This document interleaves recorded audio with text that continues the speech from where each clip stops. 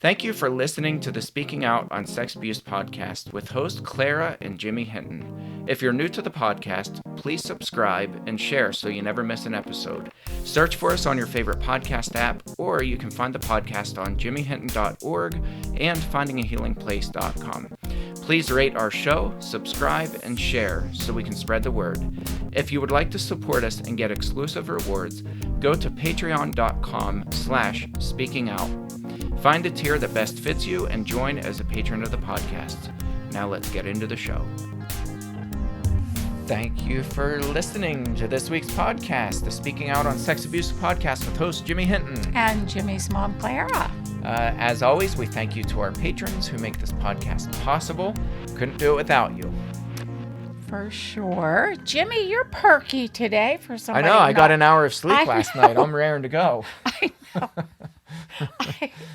As I'm running on to pure you, adrenaline. It's like, whoa, what happened here? You never made me my coffee. I did not make you She your promised me coffee. We've been going. Oh, I feel bad. We've been going nonstop for a while today, and yeah. I didn't get my coffee. This poor boy didn't get much sleep, and I didn't either. We had storms during the night that got everybody up and awake, and Yeah, it's all good. you had your kids, and I here. had my cats. So Yeah. they screeching. Okay. We're here and ready to roll. We are here. We are here, and we So- do thank you. In the public eye right now is the Gabby Petito homicide. It was ruled a homicide. And of course, a lot of mystery is surrounding this case. Brian Laundrie, her fiance, is on the lam right now. He's in hiding. Nobody knows where he is. We know that he returned back from their quote-unquote vacation. They'd been gone for months. He returned back home driving her van in Florida. Her family didn't find out until, a week after he had returned? Yeah, it was at least, They right. just assumed that they didn't have cell service, and that's why Right. they couldn't get a hold of their daughter. Turns out that her fiance returned without her. She was MIA. They did an expansive manhunt and found her body, and the coroner ruled that a homicide. A lot of talk is swirling around this infamous police stop. The police pulled Brian Laundrie over after they got a report. There was a 911 call of some kind of domestic disturbance. I listened to the 911 call. I don't know if you did. I did not listen to that. I listened to the entire interrogation and stop, when the police I stopped did the too. vehicle. And I was consumed by it. In fact, this whole story has gripped the nation for quite a while now because we don't like anything like this. We kind of fell in love with this little couple when they first started, and then to think that a murder took place really has everybody shaken up, really. So, a lot of talk is surrounding this stop that the police did because, Laundrie was so soft-spoken, he was polite, he was cooperative, he was apologetic for speeding. But I wrote a Facebook post, and I know several other people have. Mine was viewed within 24 hours. It was shared almost 1,000 times, and I think it had over 30,000 views. I haven't even looked at the statistics because I haven't been online for much at all for the last week. But what I wrote in that is that I thought that the police, given the information that they had at the time, did everything that they could do within the confines of the law. You can't hold people based on suspicion. Hopefully you guys can't hear that equipment. There's some crazy equipment right outside. Yeah, I don't know what they're looking bulldozing to my house or what's try to going on see out there. what's That is going loud. on, but I think it's right there. Yeah. But at any rate, I think it's interesting that interesting isn't the right word. I think it's important that a lot of the people didn't pick up on the signs. And when you've been studying abusers for so long, and especially people who are domestic abuse victims, they immediately picked up on it on the body cam. And they were like, "Holy Right. cow! Yeah. He was too cooperative. He was too polite. He was cracking jokes at all the wrong times. He was at one point." Right in the middle of a really serious conversation during the questioning, he joked with one of the officers and said, "How do I get rid of her?" And she disappeared literally a few days after that. Right. He was talking about her being crazy. He asked if he could go to jail. I don't really know what he meant, but it was really awkward, really weird, really forced. I think he was implying, like, if I do something to her, can I go to jail? I think the police officers genuinely did everything that they could, given the information they had. Now, with that said, they're under investigation right now, which is pretty normal, I think, in a homicide case. But the 911 caller revealed that he had witnessed Brian slapping Gabby in the face. All right. Okay, so that was Excuse me. that was never mentioned, or at least it was kind of in passing, not the slapping part, but he said he had grabbed her face to kind of push her away because she was coming at him and Right. punching him. Right. So he played it off like, he was just all calm and collective, and he just, no, I just kind of grabbed her face and pushed it away. As with any abuser, there's always enough truth in what they say that I think Brian Laundrie assumed that information got to the police in the 911 call. So I think, given the information that they had at the time, my opinion, the police officers handled that the best that they could. I know there's a lot of controversy around that. I see, advocates saying, well, the police, this is why we have a problem, because they had a gut feeling and they didn't pursue it. They called Gabby the aggressor, and they called Brian Laundrie the victim. I think, again, given the information that they had, and that's what this investigation will find out, is why wasn't that information revealed to them in the 911 call that she was being slapped around by Exactly Brian. right. So, Right. And it could have been 100 different things. And I think this is what people don't realize. Police officers are always under pressure, constantly. They're always dealing with problematic people. They're always dealing with mental illnesses. They're dealing with drug addictions. They're dealing with people that are high on all kinds of substances. They're dealing with attempted suicides. They're dealing with domestic violence. They're dealing with car accidents. They have to pull corpses out of these vehicles. Just constantly Not an easy dealing with job. trauma. And yes, they are. And, I know where you're going with this. I think it goes back to you have to do what you do within the confines of the law, or they get in trouble if they overstep Right. boundaries. Yeah, it's damned if you do, damned if you right. don't. And the law doesn't allow you to arrest people on just a gut feeling. Yeah, you And can't at this hold people point- on suspicion Right. alone. Right. At this point, when I watched that whole clip, and I watched it very carefully, little Gabby was emotional.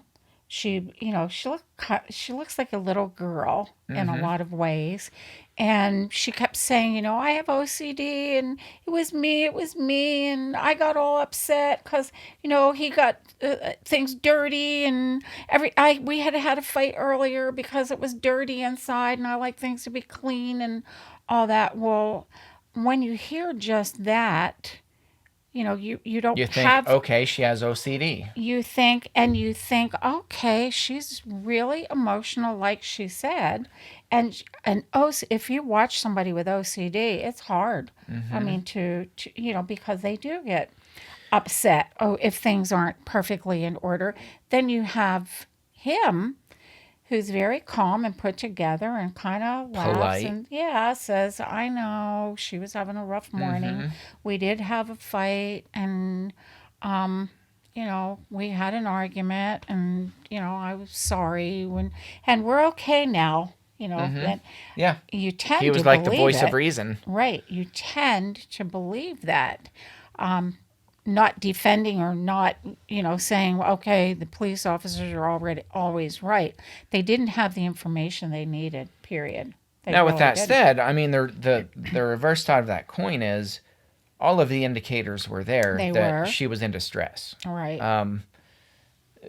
Both she and Brian Laundrie mentioned her OCD. He, of course, was being that anchor who was holding her fast, and he's just trying to help her through her OCD. When they opened the back of the van, I don't know if you caught that, but it looked like a train wreck Yeah. happened inside of that vehicle. Somebody with OCD wouldn't Would be able to never, ride no, in that vehicle. No, and that was yeah. So that should have been That was one of the big, indicators. yeah, There were a lot that of was them. big. Again, the inappropriate joking. How do I get rid of her? Laughing at all the wrong times. Being over cooperative. Do you think youth had something to do with them overlooking some of the stuff? Could be. Yeah, the fact that they were think both in so. their early 20s. Yeah, And I they're just think, kind of I don't know, sometimes we look at younger people through different eyes and Yeah. think, well, you're just immature. You're having a spat, you're on this fun thing that you're doing, and you had a fight this morning, and you got a little out of control. You guys will be okay. Take Yeah. a little, take a night, cool Yeah, I do down, think that was a factor. and youth, sometimes we do that, with young people. We tend to overlook the seriousness of the issue. And I think the fact that Gabby didn't look like she was scared of Yeah. Brian. Yeah, she. When they separated them, Wow. it wasn't like this sheer sense of relief on her behalf. And he certainly wasn't. He wasn't worked up by No, the I fact thought that it they were was separated. interesting that they didn't resist when the officer said, I think a night apart would be okay. And I was waiting for her at some point to say something or whisper the words, I need help. Something like that. I Yeah, really, that rarely really happens, was. and I know, wouldn't but expect I that guess from her I'm, at all. you Yeah. know me. I just, Because he was right there. If she He would have was done there. that for her, that in her mind, that would Would have been a death sentence. yeah, I guess you're right, because she didn't know what was going to happen at that point. But I think, so I look at this from a different angle, okay? Because I actually, of course, let me say this with the caveat. The investigation will find out whether the police officers handled this appropriately. So, Yeah, just exactly. from Right. my limited perspective, And our limited knowledge. We don't have all the Right. knowledge, obviously. right. But I think they acted as appropriately as they could given the information they had, which apparently wasn't all the information that was vital. Right. Somehow those wires got crossed, whether it was on the dispatching side. Think of all the people that those channels of communication have to go through too. 911 call to 911 dispatcher, 911 dispatcher to police dispatcher to police officers, and then maybe those police officers to responding officers. Right. So, It's- it's not uncommon for information to vanish Yeah. or to get misconstrued along the way. That happens all the time. So whether somebody messed up that information or not, I don't know is really relevant. Sometimes it just happens. The other part Yeah. of that is that this is one of the things that really agitated me in this whole defund the police movement, because police departments are already very strapped for cash. They do not have resources like people think they do. I work with police departments, and let me tell you, at the bottom of the barrel for places that are able to pay me to do trainings, it's police departments. Local police departments do not have money. They're running oftentimes ratty, old, worn-out equipment. They don't have money to pay for trainings, proper trainings for their officers. Right. So these officers are taking this job knowing that they don't have all the tools in their belt, so to speak, in their training to be able to handle these situations properly. Mix that with a very high risk job. Yeah. Mix that with the current political climate, where police officers are legitimately targeted. I mean, legitimately at this point. They are targeted. They're often hated. They're spit at, the stuff thrown at them. They're shot at just for being police officers. We're living in a time where it's not like these guys are like, oh, it's an office job. Let me prop my feet up and think through this. Yeah, I don't think so. And we'll really Yeah. process this, and we'll take all the time in the world. Every time that they get called out to a call, they're It's a question mark. bunches of other Is somebody calls. going to pull a Right. gun on me? Are they going to have a car chase? Are we tied up for something Right. that's Yeah. more serious, where somebody's in Right. imminent danger? Yeah. So, they're always weighing those things too. And it's those things that, we don't think about, those of us who aren't police officers, but it is a I think high stress I'm going to back up here, job. Jimmy. When I think of 911, and I've not yet had that experience of having to rely on 911, in my mind, and I think in lots of people's minds, we think of an immediate response, that you make the call and right away that car that trooper is to your side, to your aid, and they have all the information. I'm thankful that you relayed the progression of that call. It doesn't happen that way. No. By the time that information gets to the responding officer, you're right. Vital information can be lost It very does get easily. lost. Yeah. Yeah. Very easily. Yeah, it happens really often. Probably more often than people can imagine. Right. Which is another thing too. I think sitting in the comfort of our living room holding the remote control, we're like, oh, well, why would he come and start harassing this person, I don't want to turn this into a race thing. Just pick any traffic stop, Right. or any stop of anybody. From the comfort of our couch, it's easy to say, well, why would they come with attitude, and why would they Right. come with, We have quote unquote, no both guns idea ablazing? what went on before. Right. These guys oftentimes are given such limited information or misinformation Right. that's relayed to them, and that's just part of the system. That's just part of having a system where you're understaffed. You don't have 15 dispatchers who got 8 hours of sleep the night before. Right. Well, you know? back to Gabby. In hindsight, we see a lot of red flags with this Absolutely. couple. In hindsight, and I watched the video in hindsight. Obviously, I knew she had been murdered, so I'm watching it through different eyes. Also, much different eyes than the officers were experiencing when they stopped this young couple. Yeah. And Yeah. so I think for all of us, in hindsight, we're picking up on, look at this. Look at the signs. Yeah. Yeah. And they were there. They were I mean, there. they really were. They were there. Even so much as when you said, did you see all the mess in the back of that van? Yeah. OCD wouldn't tolerate that. Something happened that morning. Yeah. Big time, because that's not what it would look like.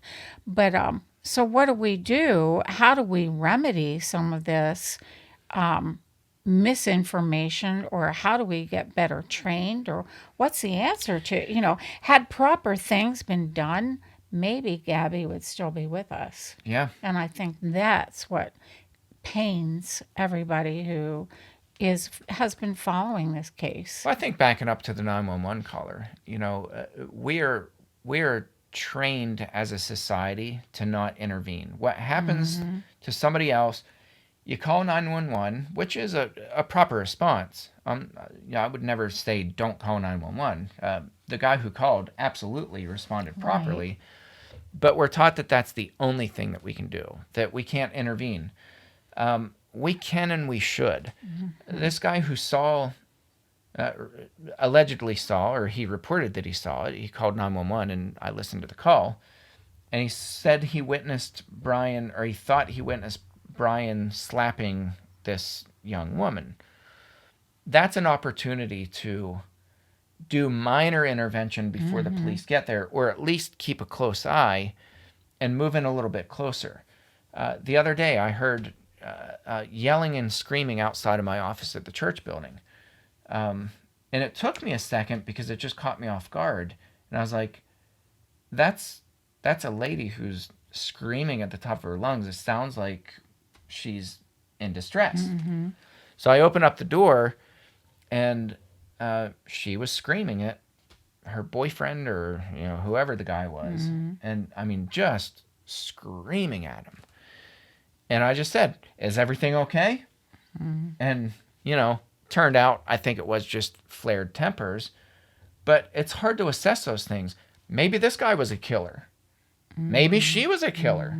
I don't know that. Don't know. In those few seconds, it's not like you can do this perfect assessment and get everything right. So, like you mentioned, every opinion that we're forming right now is based on hindsight. It's based on, this has been going on since, mid-September? We have all this information now Actually, that those officers didn't have. Right. They we did not have the information that we volumes have. of information, right.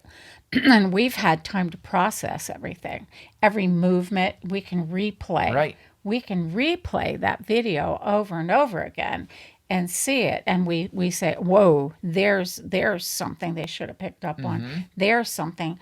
And, I don't know, we weren't in their shoes. We weren't there, but what can we do? I think you're right. We are very uninvolved, myself included. I was driving home from work the other night, 10:30 was last Tuesday, and I see this red light on the Stutzmantown Road right by the railroad tracks there. How far along? I'm almost home at that point. Old country road, no street lights or anything. And I couldn't tell what that light meant. Was there something on the railroad? So I get up closer, inch along. Well, here it was somebody trying to tow a vehicle that had gone down into a ravine, gone right off the road, deep down, and flipped way over. And I initially thought, I should check to see if they're okay. And then you know what I thought? No, I don't know. Granny might wind up missing. I did. I thought that. You don't know. No, you really don't. And I thought, all I have on me is a cell phone. I don't have any other anything. I'm out in the middle of no homes, there are people. And I thought, and I drove on. That still bothers me because I don't know if they were okay. But on the other hand, I didn't want to stop my car and get out either at 10:30 at night. Yeah. So that's what I mean. We're always making these judgment calls constantly. Yeah. Police officers do the same thing. They had to make assessments in the moment, given the information they had. Could they have done a better job? 100%. Absolutely. I don't think there's anybody, including the officers, who would deny that they could have done a better job. Could they have prevented a death? Yeah. Probably not. Yeah. Right. Now, they did spend that night apart, right? They did. That's what I mean. And I thought that was really great on the officer's part to suggest that. And that, there you have the couple saying, okay, that is a good idea. We'll cool down. Obviously, it didn't prevent the death. It didn't prevent the murder. And he was so calculated. And I think... Mm-hmm. Again, hindsight, you can see that he was just so calm and so chill. And I have to remind myself of this. This homicide happened after that encounter with the police. So how do we translate this to church? And like you said, what do we do? Right. What do we do with this? What do we do with this information? What do we do about this? Because these are real threats that happen every single day. Some of you listeners have experienced life-threatening situations from abusers. What do we do with this information? Well, I think, first of all, we have to give grace to people who aren't always on their game. All of us have bad moments where we're not on our game. I'm not one of these people that's saying, well, the blood is on the police officer's hands. I don't think that. I think they responded appropriately, again, given the information they had, from my perspective. An investigation will find that out. But two, I think we have the ability to know when somebody does feel at least uncomfortable, maybe not threatened, but uncomfortable. That ought to be enough for some sort of an intervention. And the officers, again, did do that. The female, she was a national park ranger. I found out later on that she spoke with Gabby privately, just the two of them, woman to woman, and she urged her to get away from Brian Laundrie. She said, And you know, I really hope you're able to get away from him. They had kind of this heart to heart. That was an appropriate response. right, That was absolutely, that was the absolutely. right thing to Well, I do. think the right thing to do also was to suggest, and there again, they couldn't enforce if Gabby and Brian hadn't consented, but to suggest spend the night apart, cool down, calm down, spend the night apart. It'll be better in the morning. So during that period of time, it's like, doggone, Gabby, you know, I wish, like, I get all worked up. I wish she would have said something to somebody at that I think she was point. too terrified. Yeah. I really do. And then I You know, have to I think remember abuse works like that. Yeah. You're too afraid. The fear factor is Yeah. huge. And Brian, on the other hand, obviously was probably thrilled with the whole situation. He pulled it off. Pulled it off. And still can't be found. And still can't be found. Right. I mean, he came back home without her after she's dead, allegedly. Right. Can't Right. say definitively yet, but allegedly killed by him. Sure doesn't look good for him right now. But he goes back home and goes on a camping trip with his parents. It's I mean, just try to wrap your mind around right. that. It boggles our minds. For the abused person, where is the help? I know I have a friend right now dealing with threats from her husband. She said a PFA is nothing more than a piece of paper. That's true. And it is true. And I don't have good words of comfort to give her. She has surveillance set up at her home, cameras where she can see him driving by, kind of harassing him. She's called the police multiple times, and his answer is always, I didn't do anything. I didn't enter her property. Those are my kids in that house. It's a public street. I'm Yeah, allowed to drive down. He said, I'm allowed to he drive down the absolutely street. said that. It's like so frustrating because there needs to be better help available also. I don't think it's going to come because I think, Yeah. again, it goes back to budgeting issues. It comes to every single department, whether it's police, whether it's counseling, whether it's victim services, you name it, children and youth, protective services. Name an organization that's not absolutely 100% underfunded and overwhelmed. You're not going to find it. And I know at this point in time they are. So for us It's to think awful. that 911 is our only option, I'm certainly not calling for vigilante justice at all, but we need to be protectors of each other. We need to have an awareness. I do my work in the church. We need to have an awareness that when a woman speaks up and says that she feels threatened, that's not a lot of information to go on, Right. but it's enough. Take it seriously. It's enough to take it very seriously. Yes. And ask the right questions, and try to get her help the best that you can. At our congregation, we've helped with multiple women who were in domestic violence situations, and we took every one of those threats as a very credible threat and 100% of the time they were. I'll They say were it very again too, credible that domestic and very violence dangerous. is ramped up right now because Yeah. COVID is ramped up again, and anger issues are prevalent. Drug issues are prevalent. Alcoholism is I ramped Mm-hmm. up. I just was reading something about that the other day. Alcohol is on the rise Yep. again, big time. And so in the mix is domestic violence. Yeah. And women, especially, become targets of domestic violence Yeah. and children and need help. So we need to be very aware, Yeah. very, very aware. I like what you said, the phrase you said, we need to be protectors of each other Yeah. as best we can. Yeah. We can't just rely on the police. I'm telling you right now, I cannot name a single police department in the nation that's not completely underfunded and overwhelmed, Not just that, Jimmy, understaffed. I believe that the laws are also weak, I Yeah. should say. They're Well, and weak look, I where mean, look at this kind of stuff too, the corruption too. Look at our district I attorney do. that was Oh, just arrested yeah, for rape, right.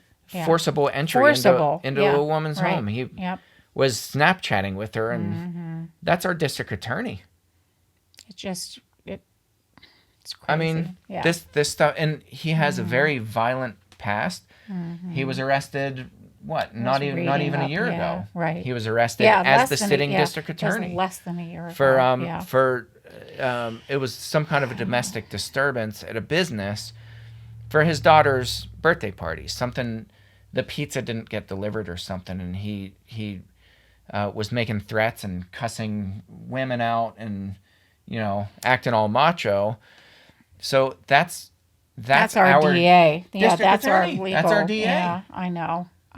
So you have it everywhere. I mean, domestic violence is very real. It's very serious.